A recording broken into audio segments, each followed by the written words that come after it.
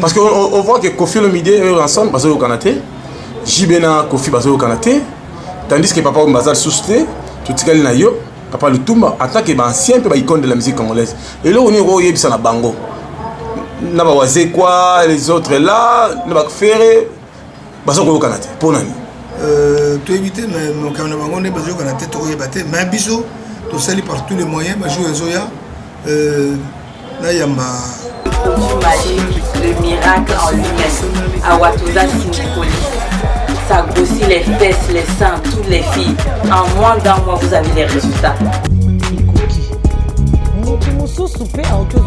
Tous les 3 pots et ça les Oyo, ils sont vraiment naturel. Il y a bis mon dans la Congo, on a bis en mboka beaucoup maman bio travail Équateur réseau dedans. En tout cas, ils ont la conséquence T. Awatoza, elle est congolaise, elle a souvent d'autres appels. Si tu n'as pas le temps, il faut te déplacer. Vous aussi, vous faites confiance parce que vous savez mes produits, ça marche très bien. À moins que si tu prends les produits et ton corps ne réagit pas avec ça, ça c'est autre chose. Mais il y a vraiment des vrais résultats avec mes produits. Je vous salue tous. 70 rue de Marcadet, juste à côté de Biac. Il y a produit. Numéro d'Ali 07 51 11 09 75. Awatoza Sinikoli.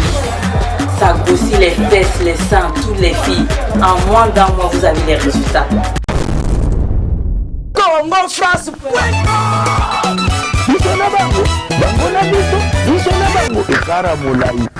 France.com, site ya Tolo Masolo danger, Masolo Kitoko.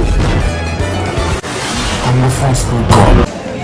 Merci beaucoup à Congo France, merci beaucoup à José Dipuma, merci beaucoup à Bandeko Toubaza de partout à travers le monde pendant longtemps l'émission. Il n'y a pas tué les chefs coutumiers, étoile de vie, la carte toujours il y a vérité, la carte toujours impact. Merci beaucoup. Tokitaki Sitara, pendant qu'on l'interview, na Venabiso vers Kiskiamangana après l'arrestation à Kofi Olomide, Toeba. Des matchs Salamaki Ndengeni, Badan Pachaki Poa, Erazalaki Namakala, Tomoni quand même vers Kiskiamangana, à l'Obeli Makamba Kofi, et après si conseil. Na ba mission à 5e génération notamment héritier Watanabe la Poulga Mutuna Tembe à PCP conseil na bi que ça la plaisir à trop na bandeko belé au bateau autant biso partout dans le monde notamment Mireille Konde Caviar en direct d'Irlande YP à Rolanda biso na Tati Lopez en direct de Londres YP à Rolanda biso avec beaucoup d'attention Rolanda interview avec Kiskiamangana et ça la plaisir vraiment na ba fan nyonso ya pas tuer refi au national Congo France www.Congo France, meilleure chaîne, meilleur site du monde. Merci beaucoup de la confiance et de la fidélité. Désormais, on n'a pas tué les filles, on appel, on conseil. Nous sommes là pour vous servir. Alors, Torlanda, interview avec Kiskiamangana, on a dédié à Apocalypse Bella, le millionnaire, puis on a Pito Lukaya et on a Isabelle Bolebe, président Wani. Maïmona, Oya Costa Noza, Interpol en direct de Liège, Pena Jenny Fimbo en direct de Hollande, Roger Jenny Fimbo, Zali quand même un peu congolais, Oyo, à ce qu'on a Pébiso Mingi, na Congo, France. Alors, Bandeko, tu vas Robin à Pébiso, vous pouvez nous appeler sur WhatsApp, plus 243 89 53 48 057. Merci beaucoup de la réalisation, il y a Yemoro Tracy Pro. Merci beaucoup à notre caméraman l'international Blaise. On a toujours la caméra. Merci beaucoup de la fidélité. On a toujours à l'image. Merci beaucoup à la staff Nyonso. Kiro en direct des États-Unis et merci beaucoup à Navette en Autriche. Merci beaucoup à Jetty Milomba à Bruxelles. Pena Anna Maïtidi, mon ami Colette Ndé, Betty Kapamba, Bangope, parce qu'on a besoin de Cathy Darosa, Exil Darosa, Isila Darosa, Bangotou. Baza branché na Sandra Kazadi, baza ko landa pe biso, ko ka kama solo ya Congo ndenge ni za ko leka. Bon mon actualité ya musique, actualité ya musique, actualité politique, puis actualité sport, bon nous vivons à travers Congo France. Appelez-nous pour nous de baba idée pour que tout Kumba site na biso est toujours à l'audience, puis est toujours dans l'actualité. Nous sommes là pour vous servir, vous en ba fête. Mariage, au anniversaire, contactez Congo France à niveau de Kinshasa, pas tuer le chef coutumier, Nazawana, pour nous servir. Merci beaucoup à Toto Mobiaï, Timo les réseaux le plus demandé. Merci à vous, merci à Mama Wiva et l'Engina Restaurant Star et à la télévision pendant la Congo France. Mais merci beaucoup à la dame des dames, Mireille Konde, Caviar, King George en direct d'Irlande. Suivons-nous image ya kitoko ya Verkis Kiamongana oyo na dédié on peut super moi na Nicole Kiamongana la crème de crème na Aminata Sissé la sénégalaise na Pati Kelly l'homme au pouvoir c'est vous le vrai le sel le boss Pati Kelly et Angèle Makizembe Angèle Moussoaili Makizembe suivons avec beaucoup d'attention Verkis Kiamongana regarde. Bonjour. Alors, vous avez l'émission de Chachabana qui ça parle de partout dans le monde. Tout le monde a un peu évolution exactement précisément dans l'orchestre. Tout le monde a un peu, vous savez, stoppé la production, puis la répétition, ça dit à quoi? Non, parce que dans une zone, il y a la musique. Parce que moi, je suis plus un musicien que mon salam quoi. Donc, moi, je pense que Nazalek est obligé. Benga Batou, artiste, jeune, la mélanger on jeune à ma vieux, et bientôt tu vas faire ta musique. Et pour te mettre en mot, tu vas préparer dans le bar. Bar, tu commis presque à la fin, c'est-à-dire bientôt tu vas faire ta concert. Mais dernièrement, dans nos sacs de la télévision, Verkis Kiamongana il a réhabité VV Center, mais côté toilette, on voit un peu, il y a une négligence, c'est-à-dire quoi dans VV Center? On a évité. Il y a eu des négligences. Dernièrement, tu vois qui, tout le monde a mis des autres salatés, on a vu. Puisque Bandi n'a pas mais ça, toilette au sali, toilette à Sika, mais surtout. Mais, Minda, Bampoul, tu tiens noté, mais ils ont déjà installation dans les allées. Parce que le billet va négligence ses antennes. Voilà. On revient sur l'actualité du jour. On a vu l'artiste à 4e génération, Koffi Olomide, en tant que patron de la musique congolaise. Namoni on otale na makala siko ndenge on otale na makala bongo bosola exactement nini kuna na kati ya makala non tu as ko pese ba conseil que vraiment erreur conseil mais la photo ça va ndenge on a bon il y a bien non le bien bisa bien betaki était les gens spéculent et tout ça mais bon tu peux ce que conseil hein tout mis les conseils nous avons aussi intervenu quelque part pour que c'est une grande vedette. Mais on a vu d'autres musiciens de 4e génération à côté du Copa pour dire rayer qui va subir conséquences, mais grâce à Dieu, il y a une intervention de Rossali, il y a une démarche, mais l'État harmonique, dossier qui vite. Selon vous, Conseil européen sur les musiciens ou la 4e génération, ils veulent toujours la polémique, tandis que tout a besoin que le Congo ait avancé, tandis que les Nigériens vont mener Bissau, n'a pas Ivoirien. Oui, mais parce que mon Bissau, nous avons matata toi dans Bissau na Bissau. Et ça n'est pas franco parce qu'il y a vécu l'on combattait parce que nous vécu l'on combattait franco par exemple bah qu'on finit dans la banzembo l'on dit oh du ton et l'anga et ça n'est pas ça là qui franco mais bah tu vas sentir qu'il y a monté biso comme tu vas là oui bah on dit moi ça les motos mais biso c'est quoi comme qu'on finit dans la télévision tout ça on appelle ça conseil là bah jeune qui va se conduire n'est pas se comporter n'est biso ça là donc ça qui vraiment de toute façon on noté que il y a un mauvais vent dans la carte groupe wana ou bien un mauvais vent entre tel et tel parce qu'on voit que Koffi Olomide ensemble basé au Canada Jibena Koffi basé au Canada tandis que Papa Mbazal Sousté tout ce qu'il a yo Papa Lutumba en tant que ancien peu icône de la musique congolaise et là on est royé bisa na bango na ba wazé quoi les autres là na ba faire basé au Canada pour nani tu évites mais quand on est basé au Canada tu royé batté mais biso tu sali par tous les moyens bah jouer zoya na yamba na bing sabango tous les sika moko tout ça est le moko ensemble c'est-à-dire tout expliquer bango que sont tous ensemble tous en macasse mais sont tous éparpillés on a dans kangili kanda boya kangili boye mais autoriser moment les sérieux et on a tout ça la démarche tout ça là de façon que rencontre moi salama ça veut dire qu'il y a un dialogue avec les musiciens effectivement mais nous devons avoir dialogue tu veux un dialogue voilà tout à la mission surtout to yeba tout ça pour que makamwa ya mabe za la tête quoi. Voilà. On revient sur l'actualité du jour. Vous êtes un peu l'avoir autorisé sur Makambo Italie dans l'auteur. On a vu Sonika. Ils ont continué toujours à récupérer Bambongo dans la société. Vous, en tant que Sokoda, tu évites spécialement la différence entre Sokoda et Sonika. Pourquoi Sonika, ils ont continué toujours à jouer Bambongo tandis que Sokoda, ils ont existé? Non, si tu sais déjà, Mikanda pas Bakonzi, que Sokoda c'est Koufa. Société Sonika. Sonika, oui, ils ont déjà Et c'est Koufa, ça a été déjà liquidé. Liquidateur, M. Bouenzei, a fait un rapport dans le ministère de la Culture. Donc, normalement, Sonica ne peut plus percevoir. Mais comme tout ma cas, ça va. Il y a Dondas. Oui, on n'a pas besoin de continuer à percevoir. Mais toujours même avec le temps, tout le monde a que ma communauté se négocie là. Mais la logique des choses dans un répertoire, ils allaient Sonica ou ils allaient Sokoda? Non, Sokoda dans un répertoire, il y a Oyo et Outina Sonica. Parce que Sonica, liquidation, on a Basali, bon, les passifs et l'actif, il y a Sokoda, il y a Sonica, et ça dans Sonica, et ça dans Sokoda, mon répertoire, on a par exemple, on a 3000 œuvres. 3000 œuvres? Oui, et ça on a ça, mon artiste, parce que quand je parle de 3000 œuvres, en tant qu'éditeur et en tant qu'auteur-compositeur, donc, ce que le logo est tambolité, c'est moi, je suis le plus grand perdant. Parce que mon Banzé, moi, les arati sous Aliwa. Pour vous dire que Sonica, à vous percevoir, à vous sentir, mais toujours ça va démarche après à ma conduite.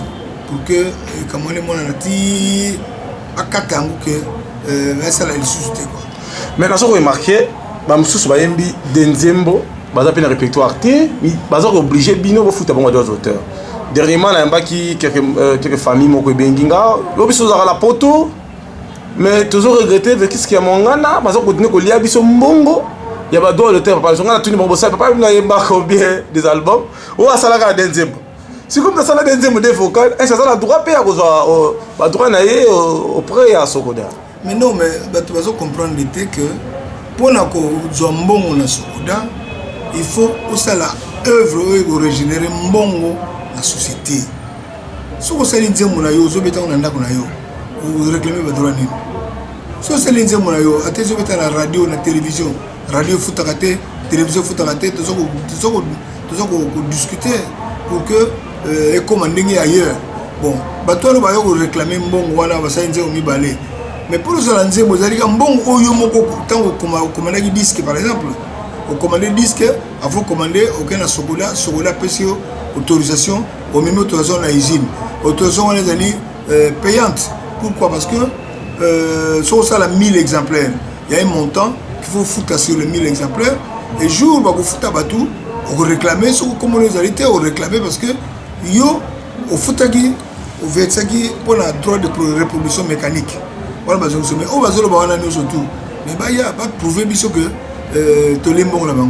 Nzembo Sali, est-ce que asali yango wapi asali na ndako asali yango wapi akomandaki yango wapi soko preuve ezali ke le comme waze kwa kene na poto komi pona abisala banzembo na ye babine non il faut ça là aux autorisations na Kinshasa na Sokoda parce que ezali sur des droits d'auteur pour y a coupé ça y autorisation pour ça là ba ye ba futi nzembo afimbo wana ba futi mbongo automatiquement aller et que na joue ça la répartition. Parce que 25% c'est d'aujourd'hui, mais 75% ils ont un auteur et compositeur. Mais président Vécus, qui a mon gars dans ma tête, il a autorisé à jeunesse. On a vu le chef de l'État à Mbakibino la fois passée, dernièrement, l'année passée, après on a vu 2 millions. Mais vous, en tant que président, parce qu'il y a des missions, pauvre Malembe, gravement malade. Au président de la République, il sur le Cambo, ministre sur le Cambo. Dernièrement, il n'y a pas de gouverneur qui m'a dit que le ministère a trop commandé. Est-ce que l'idéologie ou on est aussi la tête, tandis qu'on voit des Nigériens, budget, même les Ivoiriens, budget, même n'importe où, même si les autres sont sous-soutés, pour que Bouzo Beleki.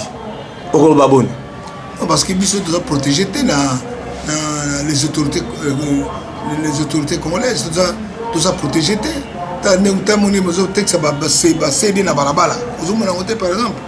mais en Belgique, c'est ça le matin, en France, c'est ça le matin, en Niger, c'est ça le matin. En Niger, c'est ça le pirater, c'est Nigérien. À midi, à 13h, il y a un bouquin. Donc, on n'a pas à protéger, mais il faut protéger. On dirait comme si les autorités sont tinda, que les sont pauvres, puisqu'ils vont protéger les terres.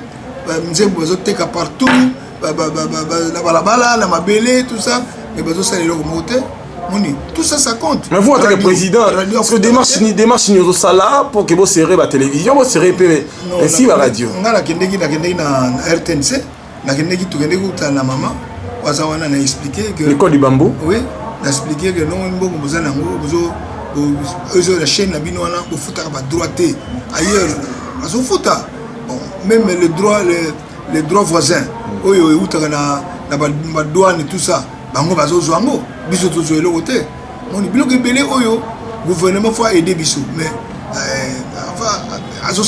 mais on ça démarche pour que comme ta ministre parce qu'on a vu poste ministère ils a libre parce que notre ministre c'est ça Kenda mais passe pas sans les avis on retient le poité ou bien on tient ta confiance le ministre non mais ça dépend mon conseiller mon sera ligué mais tu peux solliciter pour faire quoi tu dois la Covid par exemple azo betana ye azana ba conseil là ye azana ba invitation un peu partout azana moyen à vivre alors pour le Salango, il faut y avoir un chef d'État, une décision. En réalité, que tout comme Mukanda, il y a tala yemoko que non, bateau, t'as le rôle à Sogoda. Sogoda, ils ont dit tout coûté à 182 000. Ah bon? Oui, 180 000 $. Non, non, les rimbons. Ah, mais ça, un paiement. Bali bambongo à Bralima, bali bambongo belé. Donc, le paiement, par exemple, il y a fonctionnaire à Gouna. Il faut bangote, il faut andagote, il faut maïté. Il faut rien. Alors, moi, je suis mais tant que tu es artiste, il faut que non, il faut que tu artiste soit yebi, droit d'auteur, tibiso, tingai, dans l'élection de Salagi et appuyé par les autorités. Mais il faut que les lobes et télémi, il faut payer chaque mois.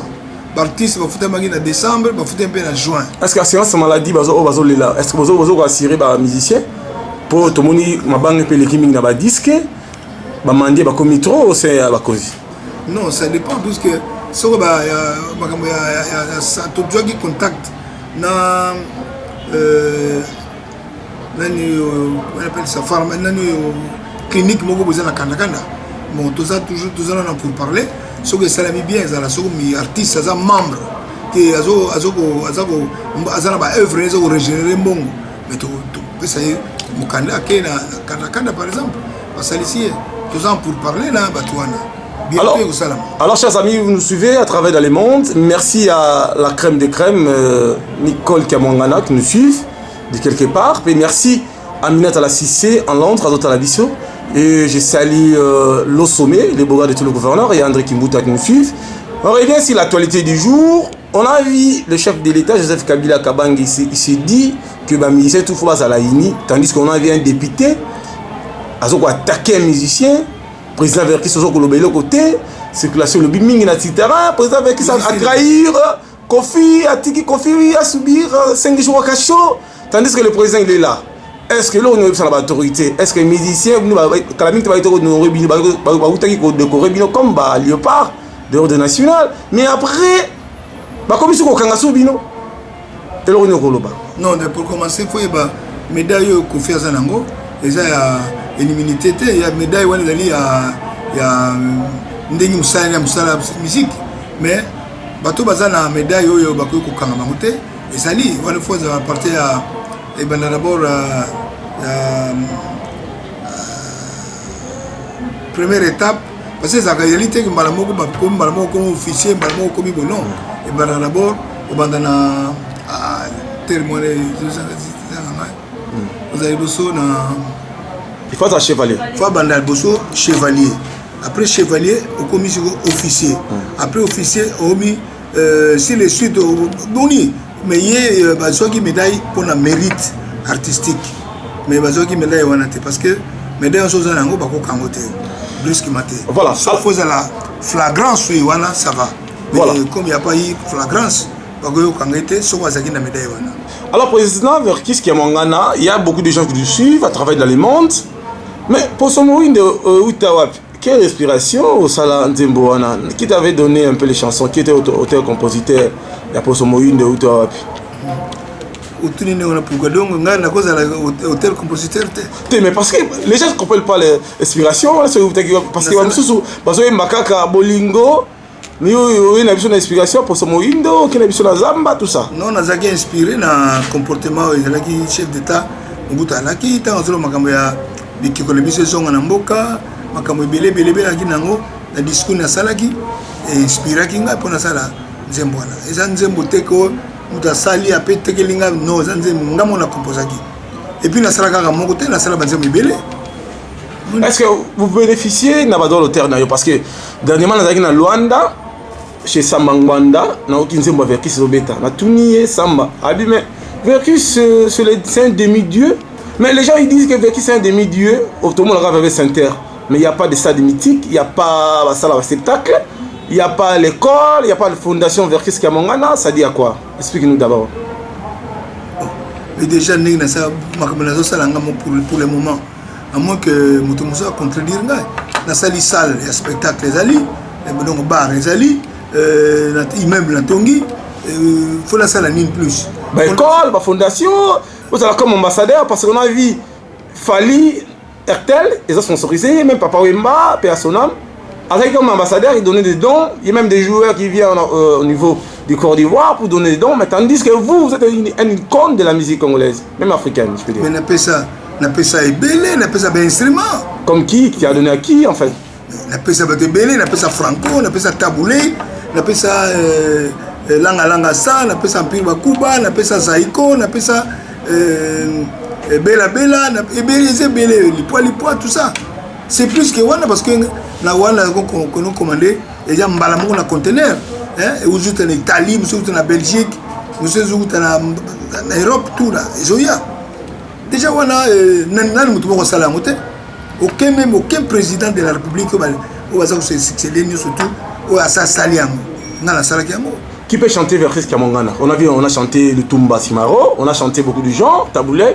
Qui peut chanter Verkis Kamongana en tant qu'icône de la musique congolaise? Selon vous, vous constatez que les musiciens sont au Congo? On l'a évité parce que les artistes sont en bon terme avec eux. Avec Wera, avec JB, avec Kofi Olomide, la preuve que la première fois que Kofi a eu un problème, un journaliste, la télémagie. Les Camo peut jouer, la télémagie. Mon papa, oui, ma télémagie. Bien sûr, on a en Belgique, à Paris, jour à jugement, on a la téléphone que là, tu bien parce que vous libérez au Lélo. Ah, c'est vrai ça, oui. C'est vrai ça? Oui. C'est vous qui avez dit à Kofi qu'on va libérer aujourd'hui? Non, pas Kofi. Papa Wemba. Et Papa Wemba, ouais, voilà. Confondre Kofi na Papa Wemba. Voilà. Parce que Papa Wemba est à Paris, on a Kendegi. Il y a une instruction, il y a un Bakonji. La YMCP, il y a vous allez libérer là, tu bien. Ah, c'est vrai, oui. Et à mon avis, on va y aller bien. Là, il y a une salle. Juge, on va y aller l'année, publicité il y a Papa Wemba à la salle. Donc, on a partout dans Mango. Si un problème, j'interviens souvent. Comment qu'il y a la bandeko tu vas partout dans le monde. Et ça va être partout dans le monde. Verkis Kamongana, on a dans le monde entier parce que voilà, c'est pas qu'on a Congo France, c'est pas Didi Kipunda Josué.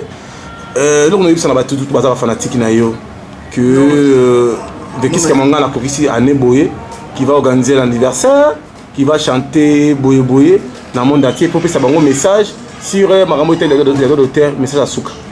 Non mais moi personnellement na ça ma manifestation de l'anniversaire là quand j'aurai 75 ans donc 75 ans on a l'anniversaire parce que on a la scoti na comme tout ça parce que là au matiti au balo kita sigou mais c'est est-ce que je pense que mon la kitité comme vous avez makasi mais nous on le vit la peine émission que temps na zone comme on a 75 ans on aller romoni bon et moi on appelle ça que na comme fatigué ndenge na moneli quoi. Mais déjà maintenant on a bien on a problème hein bon anniversaire on a 75 ans.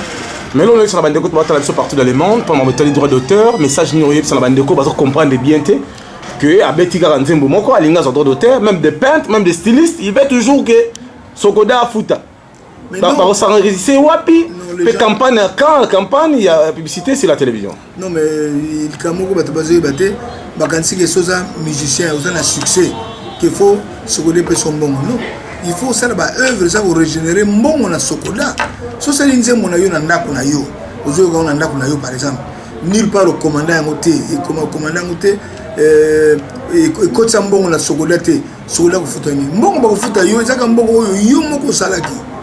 Les gens ne comprennent pas parce que eza tosengaki na bakonzi ya mboka pour que tosala séminaire moko ya baartiste parce que plusieurs artistes bayebi kutu te que droit na koréclame eza droit nini moni soki ozoya wana o nga naza na tosali nzembo mibale wana est ce que eza protégé est ce que nzembo mibale wana est ce que régénéré mbongo na société nzembo mibale wana est ce que ezobeta na baradio nzembo moni même la télévision tout ça il faut baartiste bayeba yango mais tozozela tosengaki bakonzi mpo baede biso tosala séminaire wana pour que parce que naza sûr que baartiste bayebi même pas droit na bango eza wapi droit na bango ebandi wapi esuki wapi moni nana opesa relève ya Saxo parce que baotala émission enregistré ekoti mpe na internet mpo to bezolanda yo na télévision nana opesa relève ya Saxo parce que bato bazomonaka Saxo mais charge nango nana otikala nango non naza na artiste moko nazo